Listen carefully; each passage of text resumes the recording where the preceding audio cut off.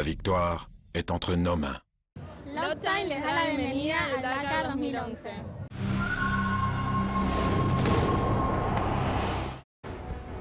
Finir le Dakar au guidon d'une moto est dur, très dur. Le gagner n'est pas donné à tout le monde, surtout 3 fois dans une carrière.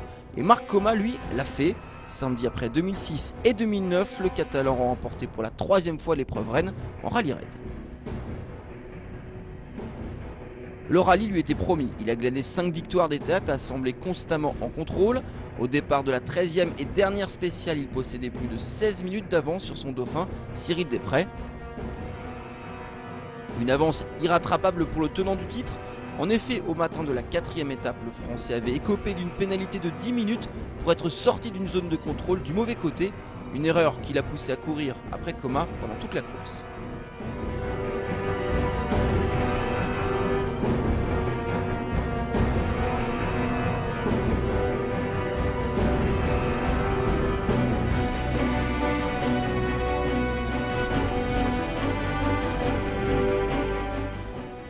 Coma, lui, rien ne l'a arrêté, pas même sa chute violente en milieu d'épreuve.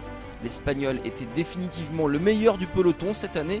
Sportif au sang-froid, il a réussi à gérer son avance avec Desprez. Il a su également éviter les pièges d'une navigation délicate dans les dunes blanches de Fiambala, au contraire du Français.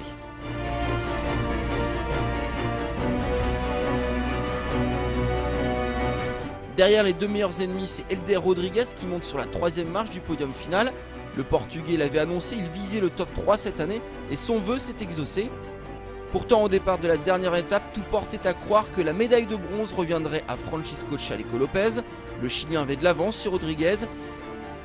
Mais la malchance et le mauvais sort rôdaient tapis dans l'ombre au kilomètre 159.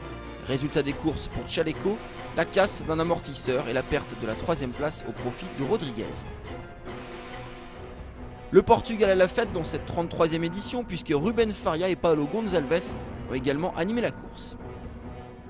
Au final, on a donc dans l'ordre vainqueur Marc Coma, 2e Cyril Desprez, 3e Helder Rodriguez, 4e Francisco Chaleco Lopez, enfin 5e le porteur d'eau de Marc Coma, Pedrero Garcia.